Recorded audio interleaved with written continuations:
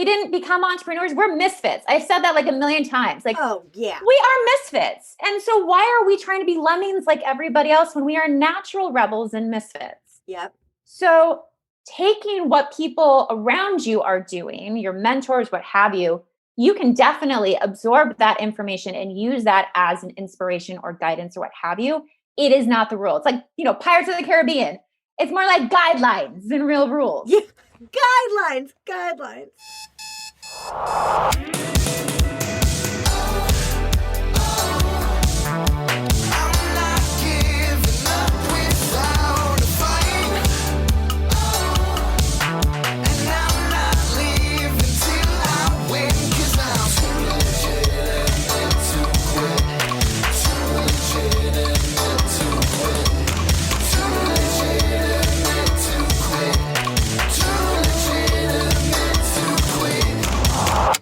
Welcome to Too Legitimate to Quit, instantly actionable small business strategies with a pop culture spin.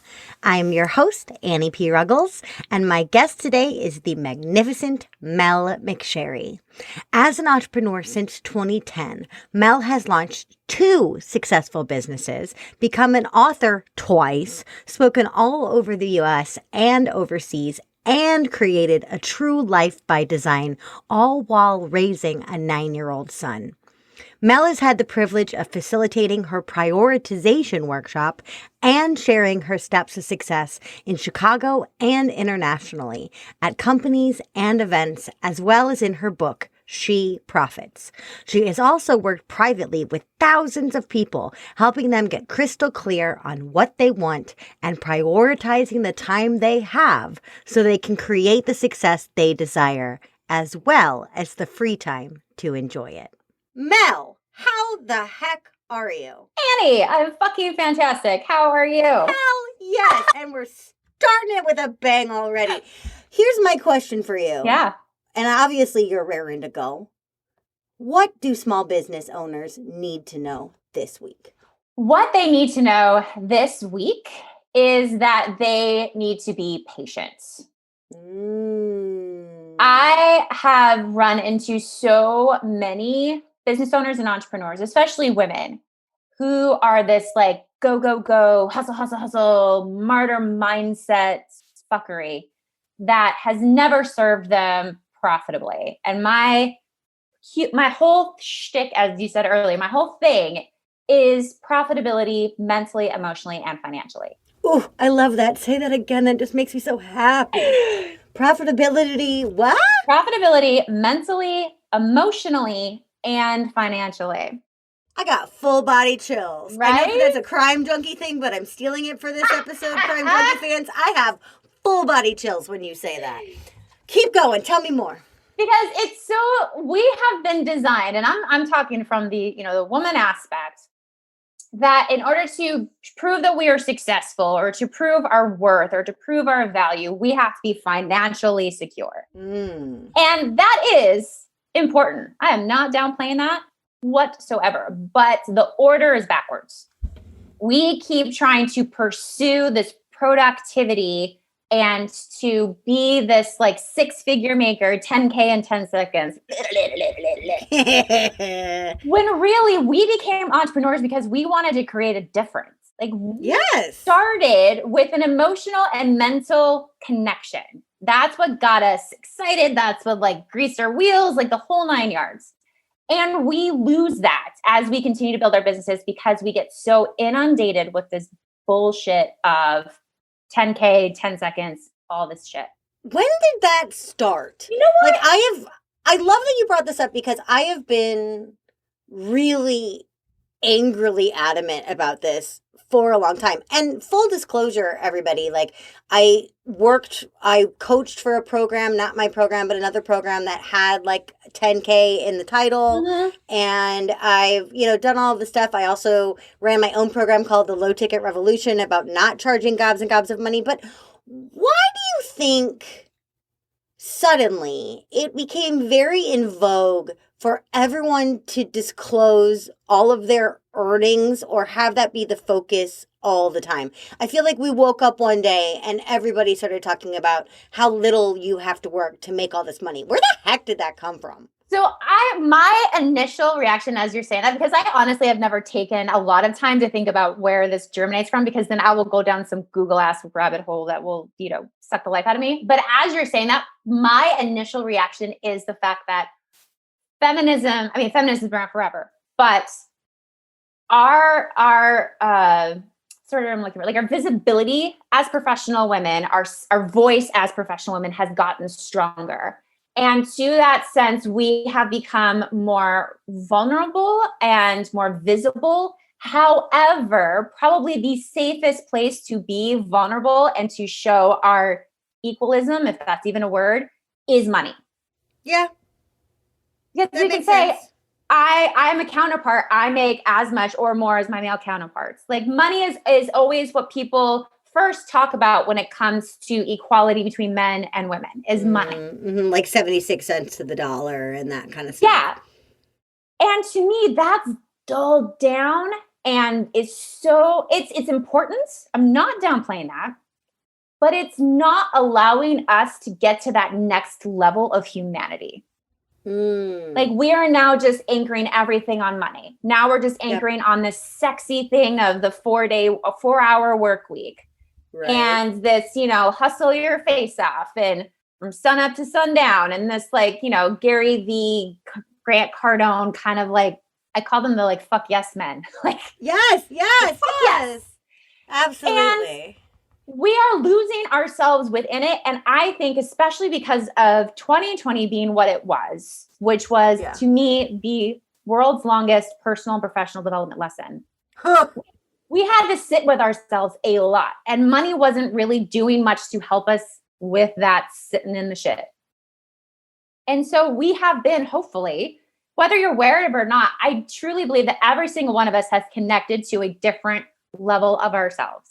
And it's probably not pretty. I have ugly cried so much about weird shit because it's not pretty. It's not easy.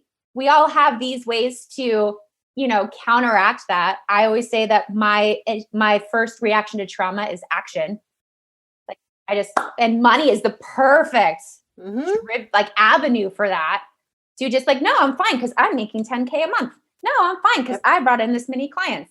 No, I'm not, because I'm also crying in a corner because I'm also working so much to avoid the emotion underneath. At least that's what I've been doing. I mean, I think it's harder when you are super passionate about your job, when it is a labor of love for you, when you want to change the world, when you want to help others, especially for coaches like us, like, what?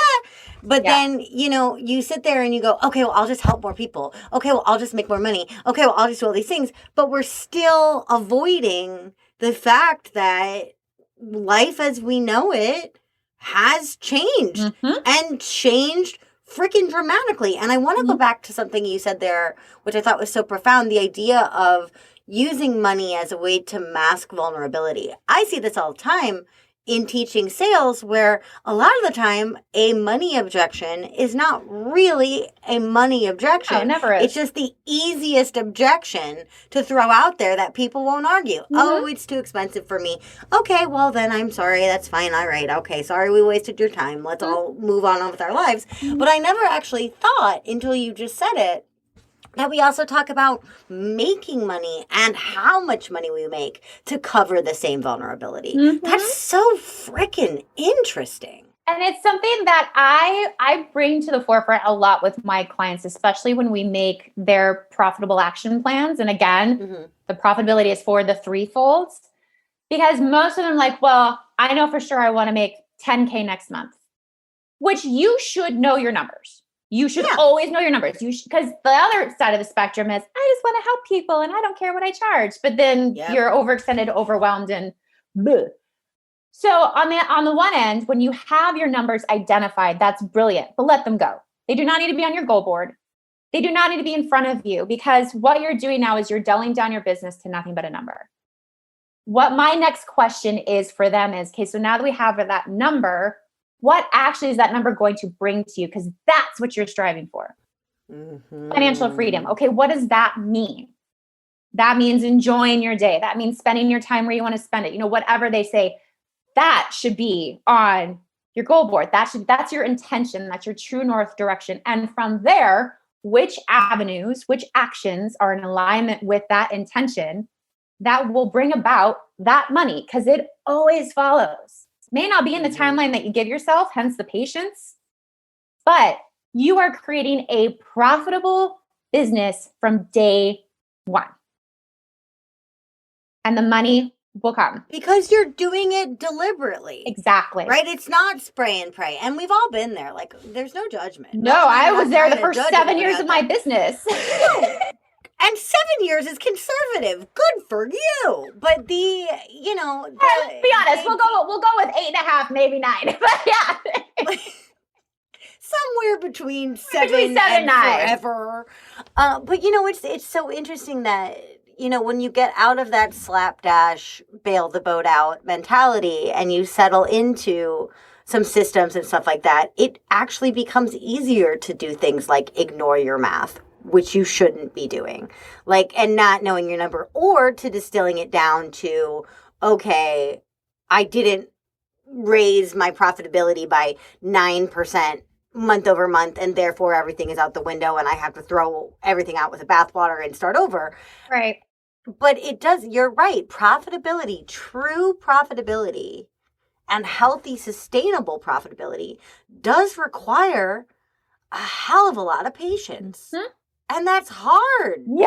My friend Jenny, who's also an amazing coach, she calls that audacity fatigue, which I love so much as a term, because you output and output and output and output and output and output. And then, you got to wait. Yeah.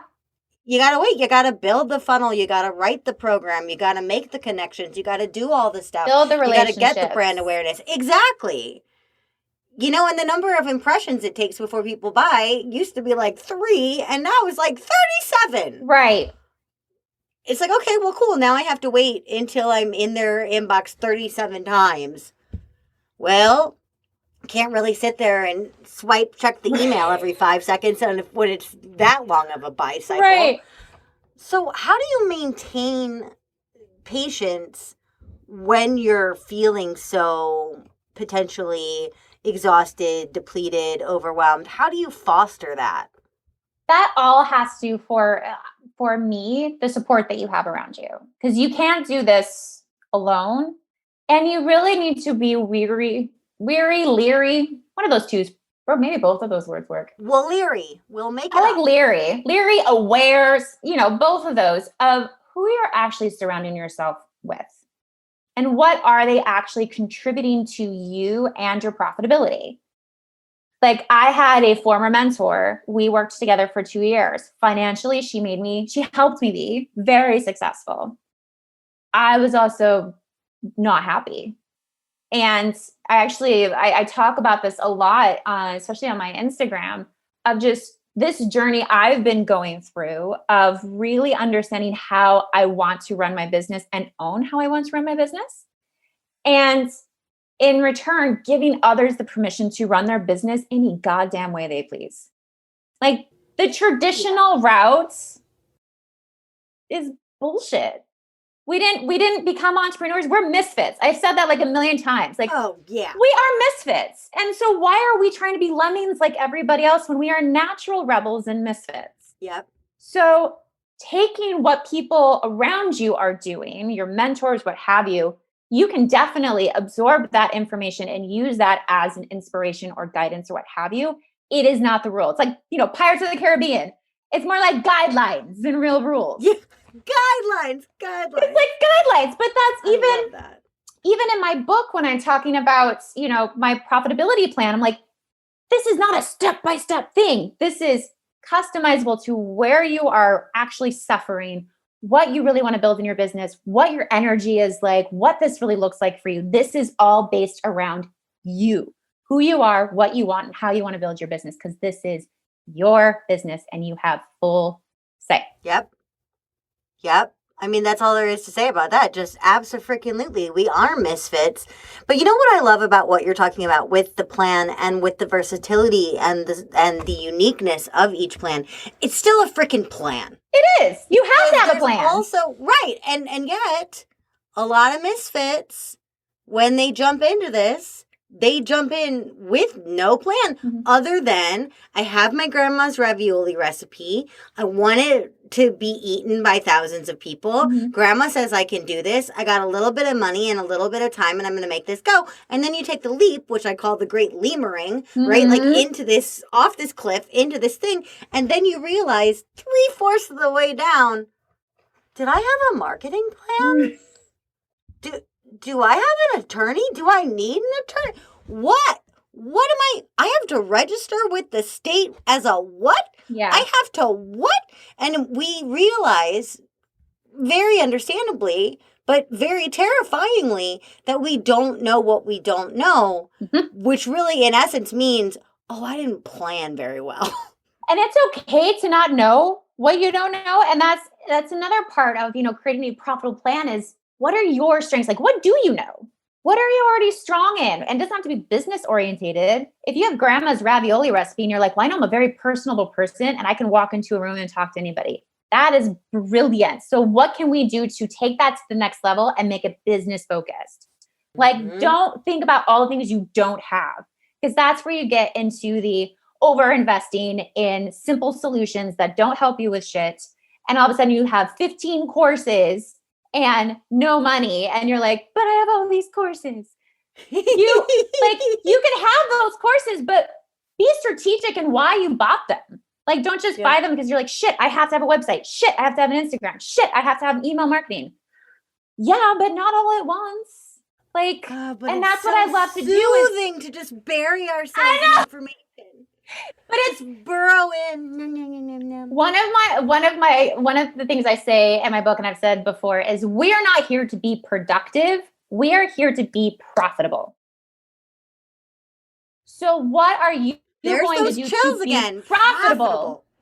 Because there's a difference. You can be productive as fuck, and all you're doing is procrastinating. Oh yeah, that weeks ago. On one of the very first episodes of this show, we talked a lot about paper shuffling and feeling busy and looking busy, but not actually getting anything done because you're not doing revenue-based stuff, right? And you're just kind of making stuff all move around and make the balls fly and the fireworks go off, and then underneath you're like, right? I'm so glad that I spent all this time on Canva today. Like, oh, jeez. Oh, God. Like, what did you do today? I researched LLC names for 4 hours.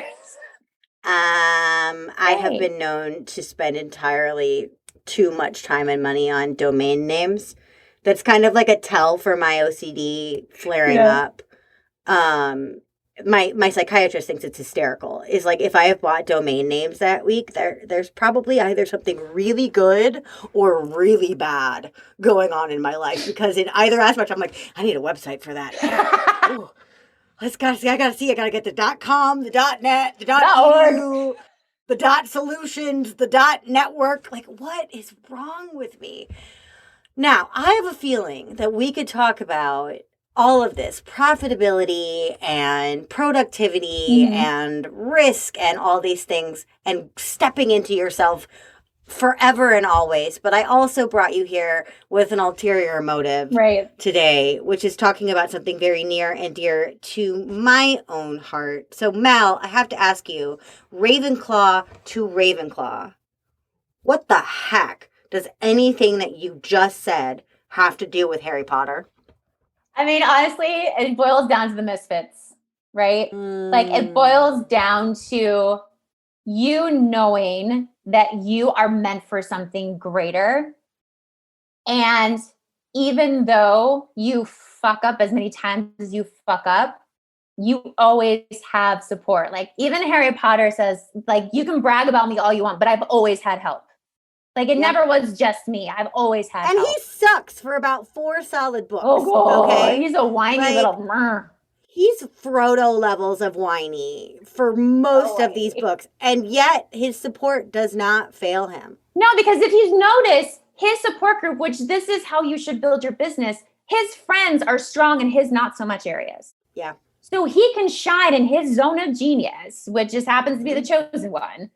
And everywhere else that he sucks, his friends have got his back, because that's where they can step into their zone of genius. And together, they're just like the ultimate army. And you'll see that in the books too, of like, everybody's getting, because of how confident, quote unquote, he is, or just because he's thrown into the shit and he survives, he's becoming a leader, and they're following by his example of, well, if he can be his own person and be this weirdo and talk to snakes and blah, blah, maybe then I'm going to step into my, and like, I'm going to fully embrace the fact that I'm a ginger and like, I don't like, I'm amazing. I'm the best witch out there. Like there's so many, Luna Lovegood can just do her whole Nargle expedition.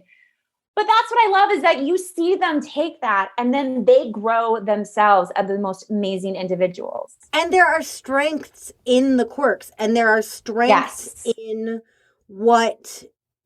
there are strengths in the things that originally they saw as negative in themselves, or they saw as negative in each other. Like Neville's heart saves the day. Mm-hmm. Luna's ability to not be liked saves the day. Mm-hmm. Ron being insecure and terrified has saved the day 100,000 times. Yep. And also Hermione being like, hey, all of you are idiot assholes and you need to shut up. She's the Jiminy Cricket.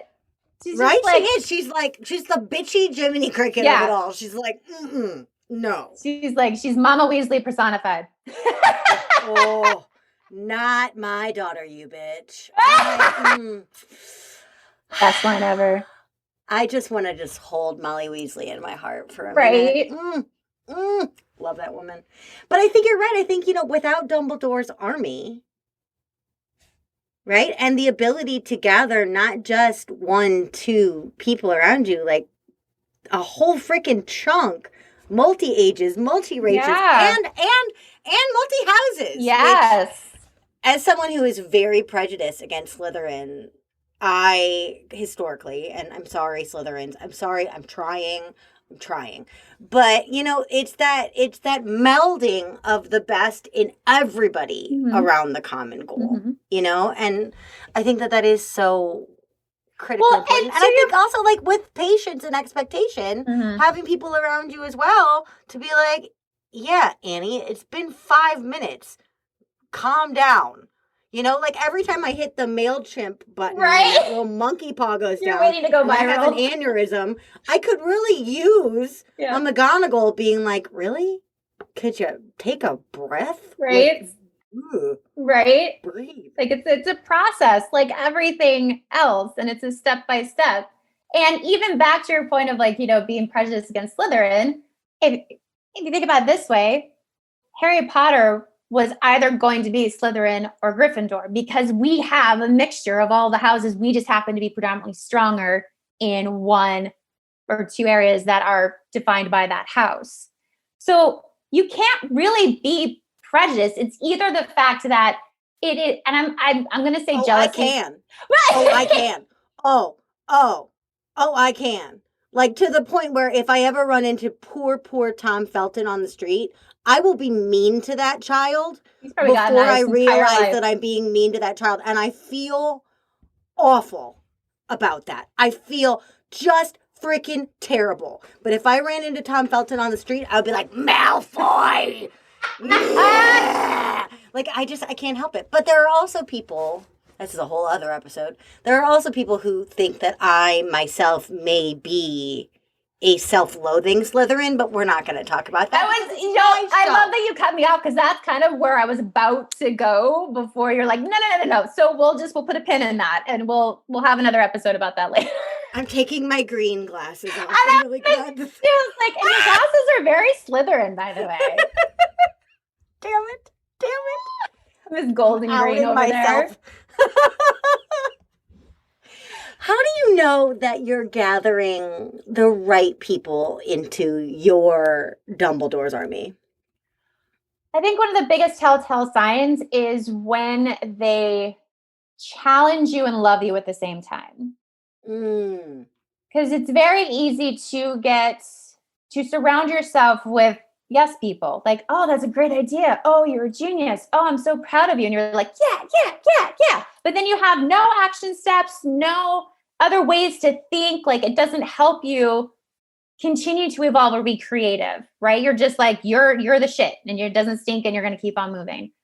And I I mean, I have a really great circle personally and professionally, but those ones that like are the combination of the two, I love that I can just like voxer them the weirdest shit about business, and they will come back to me and they'll just be like, all right, let's go there. And they will tell me their opinion of it. And we're not talking to each other to convince each other. We're not talking to each other to like find a solution.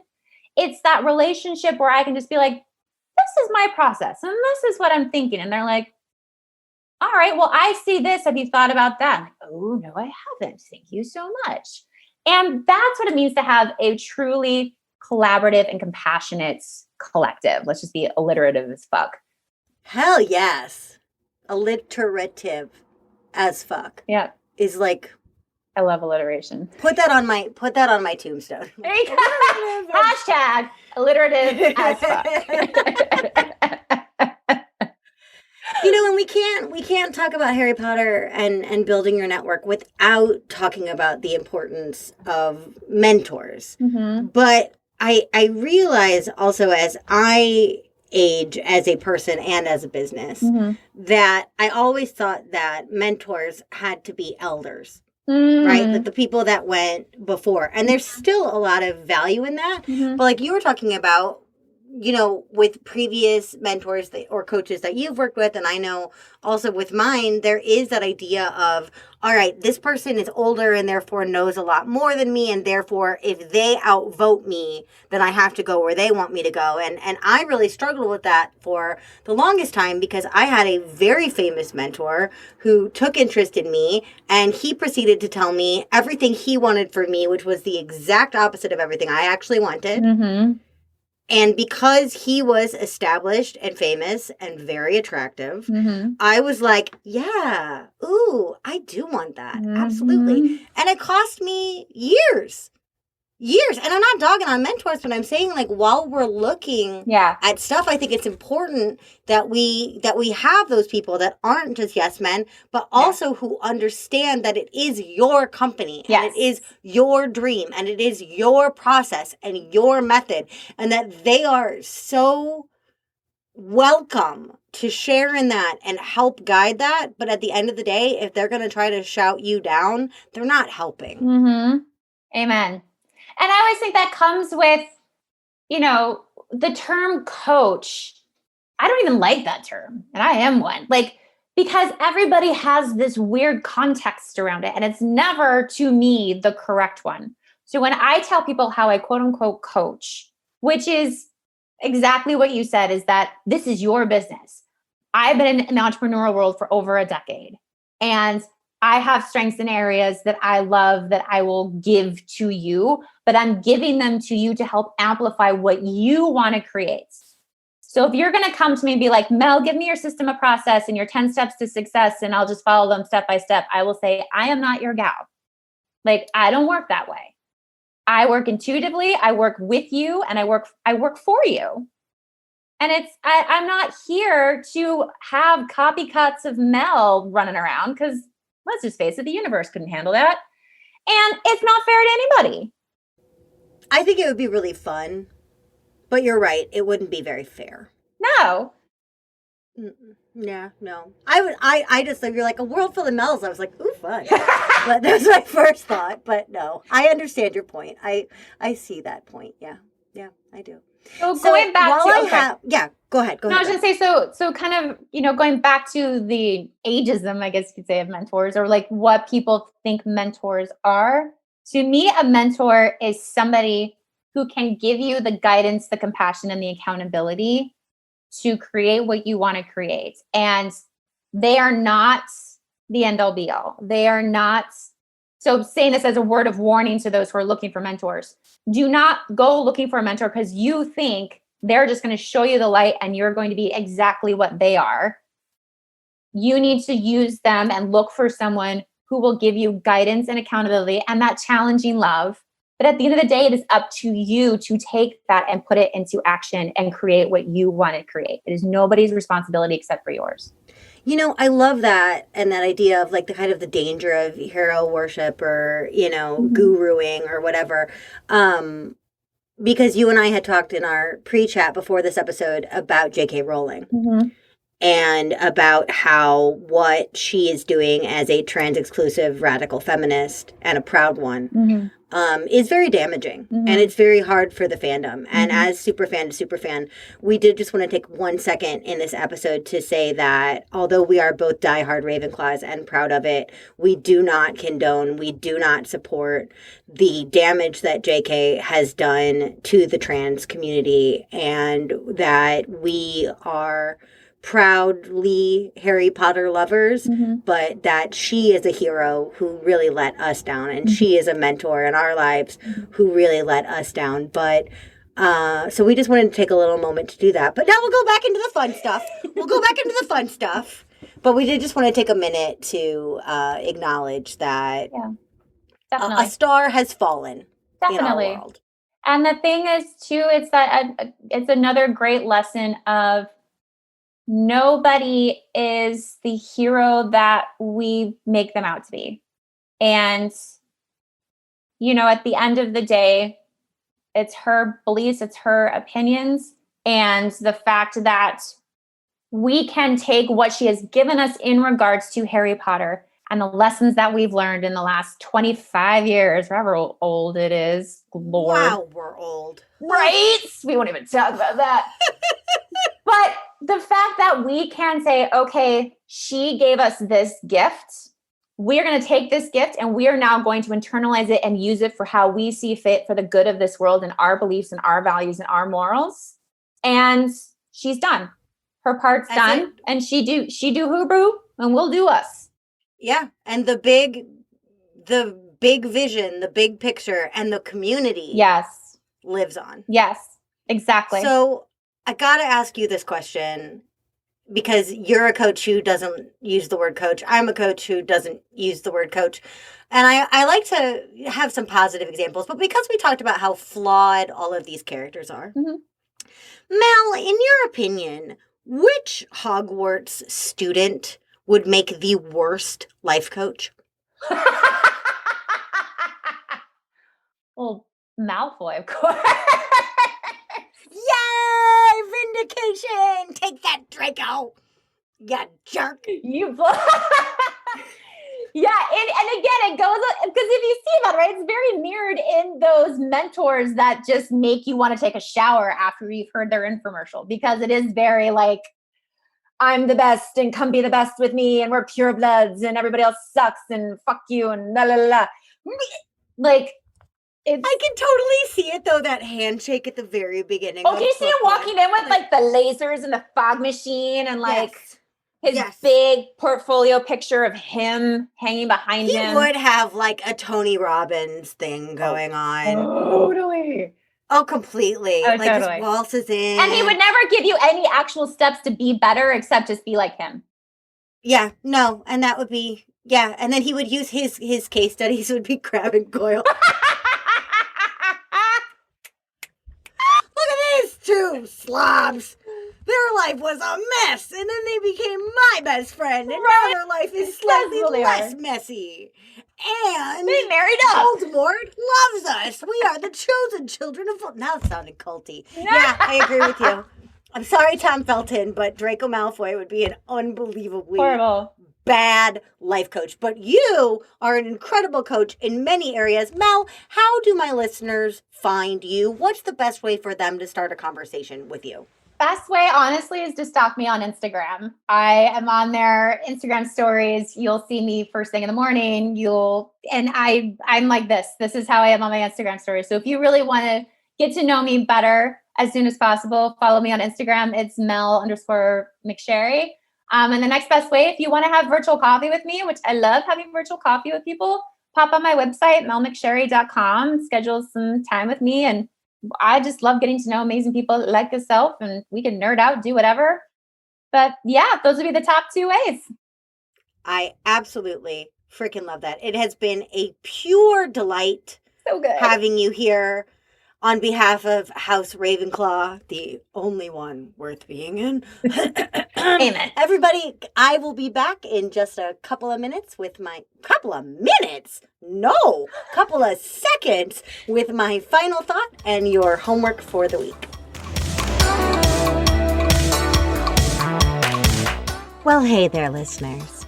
I fully expected to start this final thought encouraging everyone to go out and find their own Dumbledores and McGonagalls and Snapes, even Hagrids. But that's not what's coming up for me today. In fact, it's kind of eating at me a little. Instead, I've been looking at the members of Dumbledore's army, the bravest and strongest student force in Hogwarts history. And it sort of just looks like a collection of misfit toys. My beloved Luna with her wacky glasses, Weasley after Gingery Weasley, even Harry, the chosen one, was pretty tough to be around back then. But their quirks did not matter as much as their mission did, their common goal, their mutual dream. So today, I'm wondering one of my very favorite questions. Who are your competitors neglecting? Who are the potential clients that just don't meet the Draco Malfoy standard of high-ticket, high-profile wizards? Even if your brand is intentionally designed to be exclusive or your niche is super specific, I guarantee there are people within your avatar and at your price point who do not feel welcome in your competitor's atmosphere. Just look at what JK has done to her own fan base. Where will those readers go now? Your homework today is to reach out and support a subset of your audience that you have never really truly focused on before. Who are they? What aren't they being told? How aren't they being inspired, led, supported? Because when you find your Nevilles, you not only find a client that will adore you, you just might find a hero in hiding. Just waiting for the chance to truly, finally, be safe and seen. Too Legitimate to Quit is brought to you by the Non-Sleazy Sales Academy and me, your host, Annie P. Ruggles. If you struggle to sell because you don't know how to put a price on all that goodness in you and you don't like the way that your competitors do it, I have great news for you. You can find my free challenge, Making Selling Easy Without Getting Sleazy, anytime at www.anniePruggles.com/easy, not sleazy. Our show is edited and produced by Andrew Sims of Hypable. Our fabulous theme tune is by Riley Horbasio, who I found on Fiverr. Our gorgeous podcast art is by Francois Vigneault, who I found on Upwork. And our marketing team is led by the unbelievably life-saving Nick Bonatatabis. Don't forget to check today's show notes for more information about our fabulous guests, plus some continuing resources and some Etsy finds from other super fans of today's topic. All pop culture elements mentioned in this episode remain the sole intellectual property of their respective owners. I do not own them, so please don't sue me.